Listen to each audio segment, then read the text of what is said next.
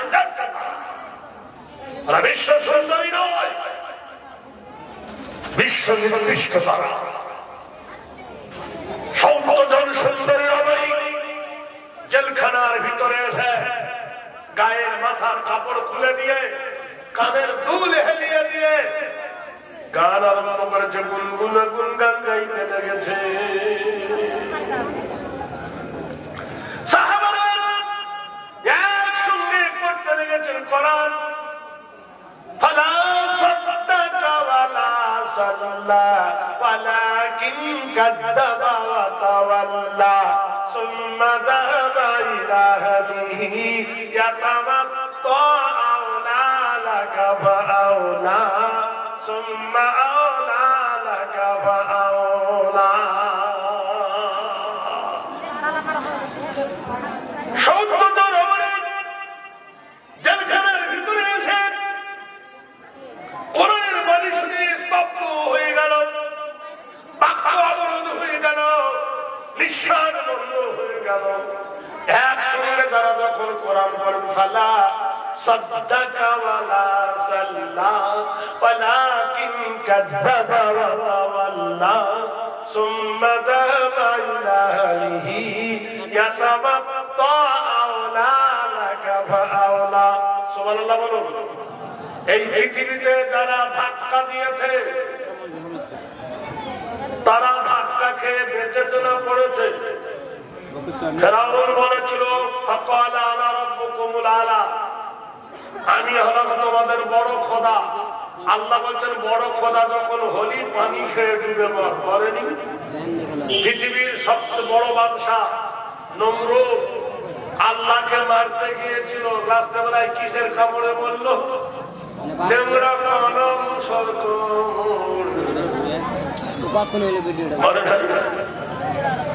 এই ভারতবর্ষের মুসলিমকে যারা বলছে তারা ওদেরকে কানা পিঁপড়েতে খাবে ইনশাআল্লাহ। চিরদিন তোমার গরম থাকবে না। কত গরম দেখলে তো সব গরম নরম হয়ে গেছে। আমার বন্ধুরা, শুধু একটু ইমানের পরীক্ষা নিয়ে টিকে থাকো, সামনে কি হয় তখন দেখতে পাবে। সম্ভবত রমণী জেলখানায় এসে কোরআনের বাণী শুনে স্তব্ধ হয়ে গেল, নিঃশ্বাস অবরোধ হয়ে গেল, তাদের গিটারের তার কেটে গেল, নীরব হয়ে তারা কোরআন শুনতে লাগলো। সকাল হয়ে গেছে,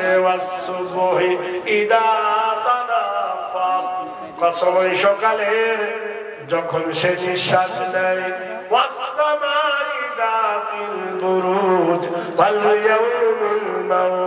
وشاهد ومشهود قتل أصحاب الأخدود النار ذات الوقود। ওই লিলিময় আকাশের কসম, রাতের প্রকল্প ছেড়ে যখন দিনের ওলি এগিয়ে যায়, সকাল হয়ে গেছে, বাদশা জেলখানার ভিতরে এসে দেখলো কোরআন তারা পড়েই চলছে, বলছে সুবহানাল্লাহ। আর সংসদ নারী দেয়ালে পিঠ লাগিয়ে তারা থর থর থর থর করে কাঁপতেছে। ব্যাপার কি? তোমরা পেরেছ? মেয়েরা বলল, পারি নাই, আমরা হেরেছি। ওদেরকে পাগল করতে এসে আমরা পাগল হয়ে গেছি।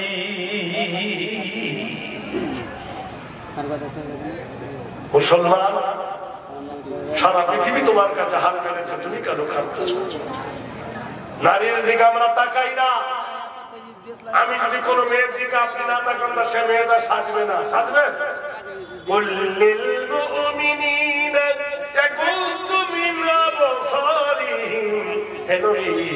মোমেন পুরুষকে বলে দেন নবী, মোমেন পুরুষরা পর নারীর দিকে তাকাবে না। আর নারীদেরকে বলে দেন নবী, তারা দেখাবে না। পুরুষকে বললো দেখো না, নারীকে বললো দেখাবো না। এখন নারীরা বলে স্বাধীন হব, আর পুরুষের দরকার নাই।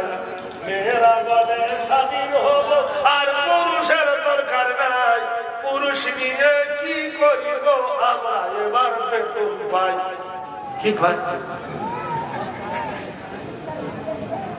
মিথ্যা তো বলছি? স্বামীর কথা মানব না, বাবার ঘরে থাকবো না, নবীর কথা মানব না, বোরখা পরে চলবো না, আমরা স্বামী আমরা নারী যাই ইচ্ছা তা করতে পারি, একটার বেশি নেব না, দুটো যেন হবে না। কি বলেন তিনি? একটার বেশি নিব না, দুটোর বেশি হবে না। ছেলে তিনটে নিলে তো ভাত আমি খাবো না। পৃথিবীর বুকে স্বামী নিব কাজা, কত বছর কি কেমন স্বামী নিবে? সবাই বলো মনের জ্বালা, কানে থাকবে বালা, মলবি হাজার নেব না, কান চোখে ছাড়বো না, খানি খানি করে বাকরি সোনার এখানে নিয়েছে, এখানে তো চেয়েছে। আর চুলের ডিজাইন দেখবে তো এখানে 5 মার্কা, এখানে 3 হাজার, এখানে 7 হাজার, এখানে স্পাইক। কেউ কেউ আবার দাড়ি ছেড়েছে, এটাও ছেড়ে দিয়েছে। পাগলার দল কোথায় গাছ। দাম বলে দাড়ি রাখো, গোপ করো খাটো, ভাবি মতো চুল ছাড়ো। বন্ধুরা সেদিকে কারো খবর নাই।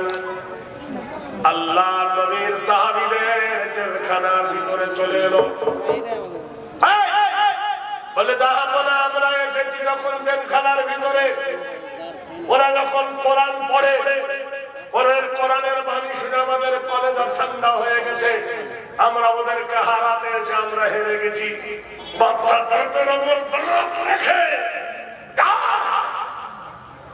এদেরকে হত্যা কর। 70 জনকে নিয়ে মিটিং বসে গেল, ফাঁসি দাও। যেমনি ফাঁসির সংবাদ শুনল, সাহাবারা একসঙ্গে বলে উঠল আলহামদুলিল্লাহ। বাদশা বলছে কি জাত তোরা রে, তোদেরকে একটুখানি মেরে ফেলবার, বলছে আলহামদুলিল্লাহ। ও মুসলমান, ভুলে গেলে চলবে না, তোমাদের মধ্যে যিনি নেতা সাঈদ রাদিয়াল্লাহু তাআলা আনহুকে ফাঁসি দেওয়া হবে। প্রথম শুরু, নেতার গলায় ফাঁসির দড়ি, সাঈদ দাঁতবার করে হাসে। বাদশা বলে তুমি হাসো কেন, এক্ষুনি সুইজন করব, তুমি মরে যাবে। সাহাবী বলছেন যাবো না, আল্লাহর কোরআন আমাদের জন্য কি শুনিয়েছেন শুনে জানেন না? তা বলল কি? আল্লাহ বলেছেন ওয়ালা তাহসাবান্নাল্লাযীনা কুতিলু ফী সাবিলিল্লাহি আমওয়াত বাল আহয়াউন ইনদা রাব্বিহিম ইরযাকুন। যারা দ্বীনের জন্য কতল হয়, যারা দ্বীনের জন্য মরে যায়, ওরা মরে গেছে, তোমরা বলো না ইনদা রাব্বিহিম ইরযাকুন, আল্লাহ তাদের কবরে রহমত দেবে। এটা কি জানা? ধরে বলো না কি জানা? মালে দহ, ভালো নাম হলো মালে মাওলার 34 নম্বর রাস্তার জাতীয় সড়ক, বিশাল একটা মসজিদ আছে, মসজিদের নাম হলো মসজিদে আমিনা। কি নাম? আরবে আছে মদিনা, এখানে হলো আমিনা। এই মসজিদটা বানিয়েছিল 12 বিঘে জায়গার উপরে, 9 ফুট উঁচু করে বাদশাহ সেকেন্দার শাহ।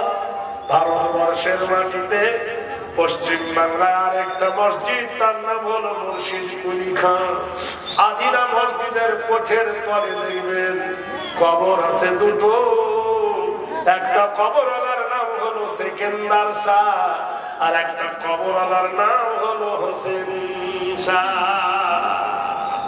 ও মুসলমানেরা রে, এত বড় বাংলার বাদশাহ হয়ে কেন তাদের কবরটা ওই জায়গায়?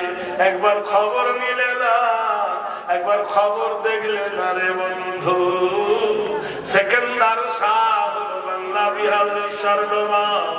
সেকেন্দার শাহ প্রচন্ড পেট ব্যথা করছে। এ ডাক্তার কবিরাজ দেখে যখন সারে না, তখন তো অপারেশন ছিল না, কথা বলেন। তাই ডাক্তার সেকেন্দার শাহকে একজন হেকিম এসে বললেন, যাবো না, তোমার ব্যারাম সারবে না। তোমার ব্যারাম সারতে গেলে একটা কৃত্রিম উপায় আছে। শিশুকে আনতে হবে যার কলেজাটা দাগ ধরে নাই। সেই কলেজাটা জবাই করে যদি ওষুধ বেঁচে খাও, তাহলে তোমার ব্যারামটা ভেদ হয়ে যাবে, তোমার ব্যারাম সেরে যাবে, তুমি বেঁচে যাবে। বাদশাহ সেকেন্দার শাহর কথা মতো বাংলাদেশের নোয়াখালী ফরিদপুর থেকে মাদ্রাসায় একটা তোলাবা করে আনা হলো। তোলাবাটা হাফেজে কোরআন, তোলাবাটা হলো আল্লাহর কোরআনের হাফিজ। রাতের বেলায় রাখা হলো ঘরে, সকাল বেলায় জবে করা হবে। আজকের যেমন বৃহস্পতিবার দিন গিয়ে রাত্রি, সকাল হয়েছে সূর্য উঠবে জুম্মার দিন, রাতটাই জুম্মা রাত চলতেছে রে বন্ধু। সেই সময় বাচ্চাটা গুনগুন গুনগুন গুনগুন গুনগুন করে কোরআন করে। পাশের একটা মহিলা এসে বললো, বেটা কলা রুটি খেয়ে নেই। ছেলেটা খেতে বসেছে, বুড়িটা পাখায় বাতাস করছে আর বলছে, আহা বাবা রে, জীবনের মতো খেয়ে নে, তুমি যদি জানতে। খুব চালাক হয়,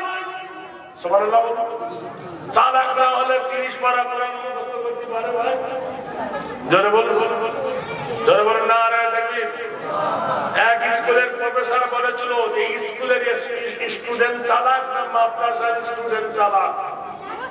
একজন মাস্টার বললো, ইংরাজি হিন্দি উর্দু ফার্সি, ইংরাজি হিন্দি যারা পড়ে এরা চালাক, আর যারা আরবি ফার্সি পড়ে এরা বোকা। হে মৌলভী সাহেব আর ওই মাস্টার সাহেব বলছে, তাহলে বিচার দেখা যাক, চলো রাস্তায় যায়। সুবহানাল্লাহ বলুন। প্রশ্ন হচ্ছে কে চালাক বেশি, বাদশাহ আর বাদশার মন্ত্রী। দুজনে গিয়ে বলতে, তার মিলন দেখে বাবা তুই বলতো। কি বলবো, যে এমন কোন জিনিস আমার দিলের মতো গায়ে, যদি তুই বলতে পারিস তাকে পুরস্কার করবো, না বলতে পারিস তো হত্যা করবো। স্কুলের ছেলেটাকে বলছে, অন্তর অন্তরে আমার অন্তরে কি গায়। স্কুলের ছেলেটা বলছে, আমি জানি না। মাদ্রাসার ছেলেটি বললো, মহারাজ আপনার অন্তরে কি জানি, যদি বলতে পারি কি দেবেন, তোকে তাহলে 100 টাকা দেবো। যে তোমার অন্তরে সবসময় গায় লা ইলাহা ইল্লাল্লাহ।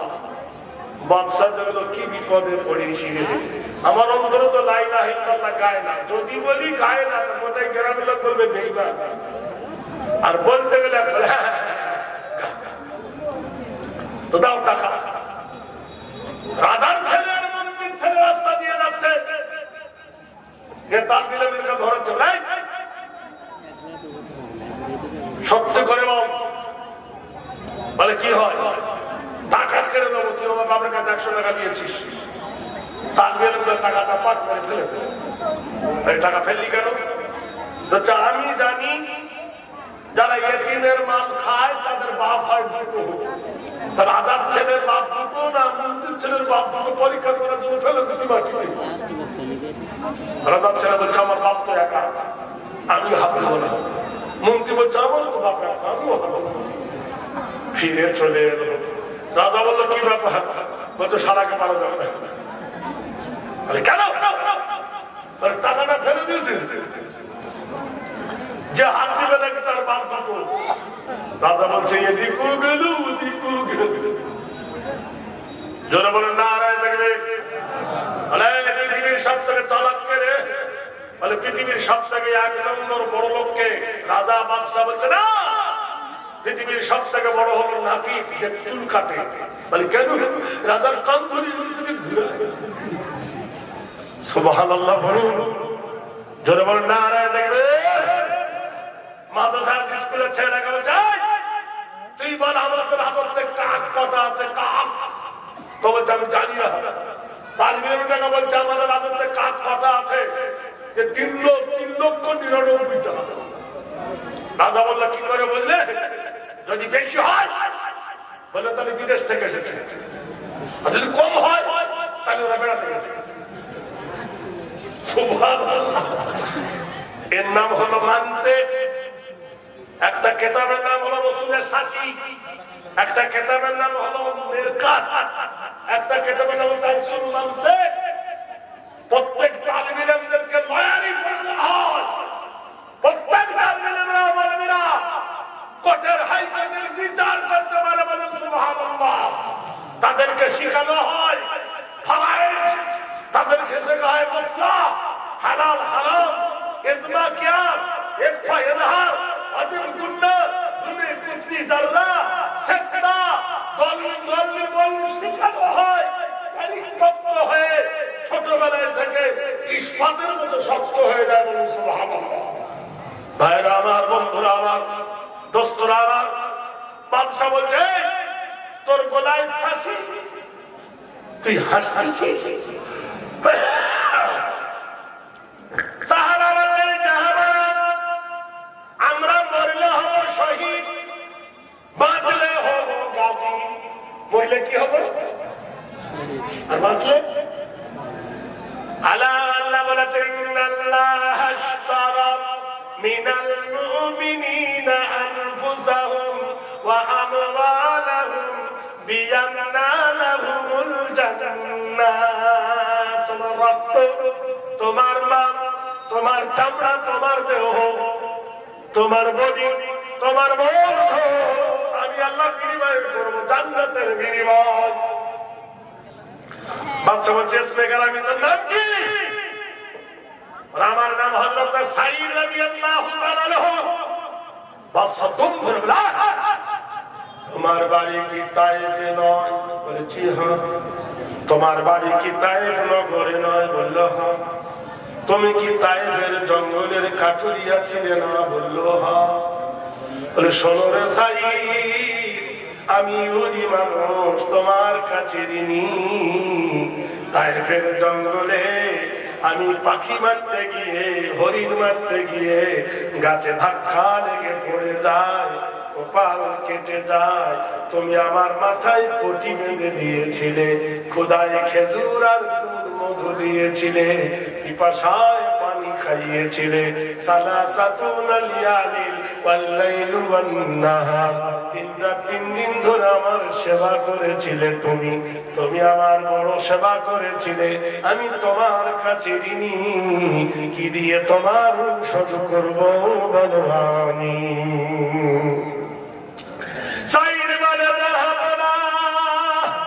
আমরা আল্লাহ ছাড়া কারোর কাছে প্রাণ ভিক্ষা চাই না, আল্লাহ ছাড়া কারোর কাছে হাত পাতি না।